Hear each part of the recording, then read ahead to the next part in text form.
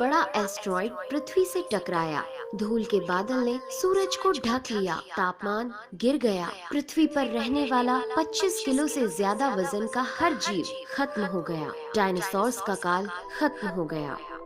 Dinosaurs का अंत एक नई प्रजाति के लिए सुनहरा अवसर लेकर आया। ये प्रजाति थी मैमल्स की। मैमल्स यानी स्तनधारी जीव। इन्होंने खुद को इस महाविनाश से बचा लिया था। अत्यंत गर्मी से बचने के लिए ये जमीन के अंदर रहने लगे थे और जिंदा रहने के लिए इन्होंने सब कुछ खाना शुरू कर दिया। इतने बड़े महाप्रलय के गुजरने के बाद धरती फिर से सामान्य हो गई थी। सतह पर फिर से नए पेड़ पौधे उगने लगे थे और धरती पर जो 5% जीव बच गए थे, उनमें एडाप्टिव रेडिएशन की प्रक्रिया से बहुत सारी नई प्रजातियां जन्म लेने लगी। इयोसीन इपोक में 5.5 करोड़ साल पहले बंदर जैसी प्रजातियां आई। इनकी आंखें सर में आगे की तरफ थी। इसी काल में प्राइमेट्स के सर के अंदर एक महत्वपूर्ण इवोल्यूशन हुआ। इनकी स्पाइनल कॉर्ड को मस्तिष्क से जोड़ने वाला छेद, जिसे फोरमेन मैग्नम कहते हैं, वह स्कल के पिछले हिस्से के बेस से सेंटर की तरफ शिफ्ट होने लगा। यानी कि अब जो प्रजाति आई वह सीधे खड़े होकर चलने में सक्षम थी। आज से 4.7 करोड़ साल पहले धरती के वातावरण में लगातार बदलाव होने शुरू हुए। धरती के टेक्टोनिक प्लेट्स में हलचल हुई, जो धरती के 2 बड़े महाद्वीपों को एक दूसरे के पास ले गई। ये वही भूभाग है जहां आज हम भारतीय रहते हैं। ये है इंडिया, जो एशिया महाद्वीप की ओर तेजी से बढ़ रहा था। इन दोनों महाद्वीप के आपस में टकराने की वजह से हिमालय जैसी पर्वतमालाएं खड़ी होने लगी। यह वही पर्वतमाला है जिसे आज हम जानते हैं दुनिया की सबसे ऊंची चोटी माउंट एवरेस्ट के नाम से। ये पर्वतमालाएं इतनी ऊंची थी कि इससे मौसम का पैटर्न बदलने लगा, जिससे पृथ्वी ठंडी होने लगी। इस पर्वत श्रृंखला से गिरने वाला बर्फ आगे चलकर कई नदियों का निर्माण करने लगा। यह वही नदियां हैं जिससे आज हमारी आधी से ज्यादा आबादी को पीने का पानी मुहैया होता है। ओलिगोसीन इपोक में 3 करोड़ साल पहले ग्लोबल कूलिंग हुई। घास के मैदान बढ़ने लगे और जंगल घटने लगे। तब ऐसे जानवर विकसित हुए जो खुले मैदान में रहने के लिए उपयुक्त थे, और इन्हीं में दूसरे जानवर को खाने वाले जानवर भी विकसित होने लगे।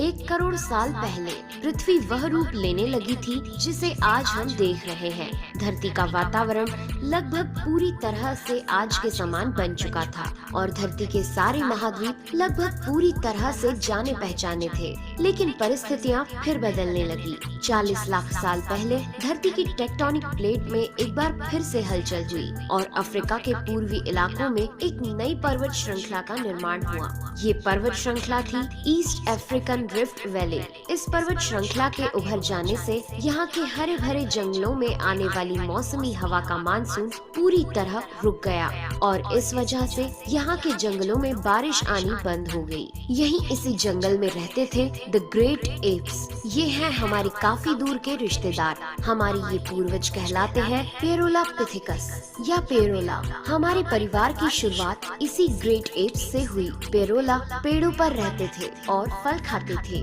वजनी होने के कारण ये एक डाल से दूसरी पर नहीं जा सकते थे, इसलिए ये हमेशा झूलते रहते थे। कभी कभी ये अपने 2 पैरों पर भी खड़े हो जाते थे। ये चल सकते थे। आम धारणा के उलट सीधे चलने की क्षमता जमीन पर नहीं बल्कि टहनियों पर विकसित हुई। बाइपेडलिज्म यानी 2 पैरों पर चलना इंसानों की नहीं बल्कि एप्स की खोज थी। आगे चलकर ये ग्रेट एप्स जलवायु और जगह के अनुसार बदल गए। कुछ चिंपैंजी और गोरिल्ला में विकसित हुए, कुछ इंसानों में विकसित होने शुरू हुए। वो पूरे अफ्रीका में फैले हुए थे। बारिश के बंद हो जाने से यहाँ के जंगल सूख गए, जिसका सबसे ज्यादा असर इन एप्स पर पड़ा।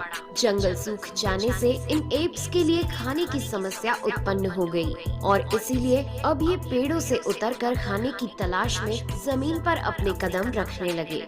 ये है एडिपिथिकस रेमिडस।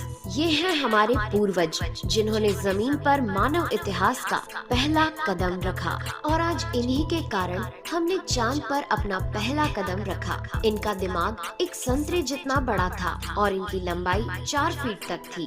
ये हमारे वंश के सबसे पहले सीधे चलने वाले जीव थे। कई हजार सालों के विकास क्रम के बाद ये 2 पैरों पर चलने लगे। इससे ऊर्जा कम खर्च होती थी और ये चलते चलते भी खा सकते थे। दो पैरों पर चलने से अब ये सीधे खड़े होकर दूर दूर तक नजर रख सकते थे। समय के साथ साथ विकास की प्रक्रिया चलती रही और हमारे पूर्वज धीरे धीरे विकसित होने लगे। 23 लाख साल पहले हमारे पूर्वजों का दिमाग काफी बड़ा हो गया था। ये थे होमो हेबिलियस। इन्होंने पहली बार पत्थर को हथियार की तरह इस्तेमाल करना शुरू किया। जैसे ही इस मामूली से पत्थर पर धारदार किनारा बना, हमारे पूर्वजों के पास एक हथौड़ा आ गया। हमें काटने का हथियार मिल गया, जिससे वह हजारों ऐसे काम कर सकता था जो वह पहले नहीं कर पाता था। पत्थर के इस्तेमाल ने अंगूठे और उंगलियों को मजबूती दी, जिससे हम और अधिक कुशल तरीके से इनका इस्तेमाल करने में सक्षम हो गए।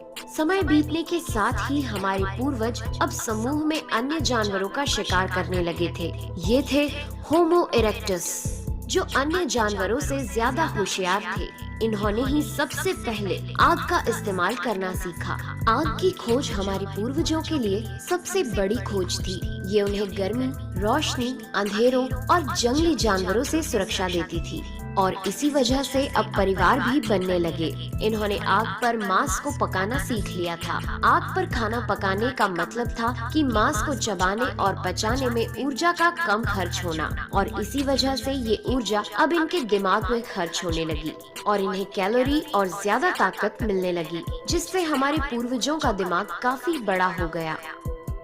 2 लाख साल पहले आज के इंसान ने अपना रूप ले लिया था। लैरिंक्स यानी आवाज की जो नली हमारे पूर्वजों में गले के ऊपर थी, वो नीचे आ गई थी।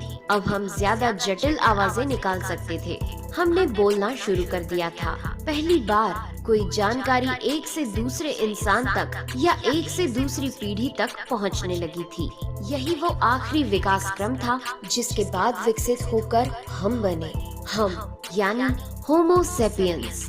1 लाख साल पहले इंसान कहीं भी जा सकता था। हमारे पास फुर्तीले हाथ और प्राचीन हथियार थे। हम बात कर सकते थे, आग को काबू में रख सकते थे। अब हम अपने अफ्रीकन घर को और बड़ा कर सकते थे। महाद्वीप यानी कॉन्टिनेंट खिसके तो अफ्रीका और यूरेशिया जुड़ गए और उससे बनी एक बहुत बड़ी जमीन जिसका नाम था एफ्रो यूरेशिया। इंसानों के दूर दूर जाने से बहुत बड़ा बदलाव आया। अब हम एक महाद्वीप से दूसरे महाद्वीप में रहने लगे। इसकी वजह से हम उन चीजों से बचे हुए थे जिसकी वजह से वानरों के मुकाबले दूसरे बड़े स्तनधारी हमेशा के लिए खत्म हो गए। करीब 50,000 साल पहले आइस एज शुरू हो गया और नॉर्थ पोल से आगे बढ़ने लगा। उसी वक्त इंसान चाइना और ऑस्ट्रेलिया तक पहुंच गया था। 30,000 साल पहले इंसान पहली बार यूरोप पहुंच गए। जब बर्फ अपनी चरम पर थी, तब इंसान अपनी खोज में नॉर्थ ईस्ट साइबेरिया के बर्फीली टंडा तक पहुंच गया। आइस एज के इतने कठिन दौर में भी इंसान हर उस हुनर का विकास कर रहा था जिससे कि वो सच्चे मायनों में इंसान बन सके। हमने खुद को उस माहौल में ढाल लिया। हम ज्यादा समझदार हो गए। उसके बाद हमने पूरी दुनिया में अपनी बस्तियां बसा ली। समुद्र किनारे से पहाड़ की चोटियों तक, हरे भरे मैदानों से लेकर पथरीले इलाकों तक हर जगह इंसान थे। हमारा हुलिया, त्वचा, बाल और आँखों का आकार जलवायु और जगह के अनुसार बदल गया। हमने अपनी आवश्यकता के हिसाब से खेती शुरू की और जानवरों को पालना शुरू कर दिया। हमने कस्बों और शहरों का निर्माण शुरू किया। उसके बाद हमारी सभ्यता और संस्कृति का जन्म हुआ। हमने विज्ञान और गणित का इस्तेमाल शुरू किया, जिससे हमें भविष्य में जाने के लिए ऊर्जा और तकनीक मिली। ये है हमारा समय। अब हम पूरी तरह विकसित हैं। हमारे जैसा इस धरती पर अब कोई जीव नहीं। आज हम जानते हैं कि हम कौन हैं, कहां से आए हैं, लेकिन ये तो बस शुरुआत है। अभी हमारा सफर खत्म नहीं हुआ है। हमें अभी और आगे जाना है, आने वाली चुनौतियों का सामना करना है और खुद को और विकसित और आधुनिक बनाना है। दोस्तों, आज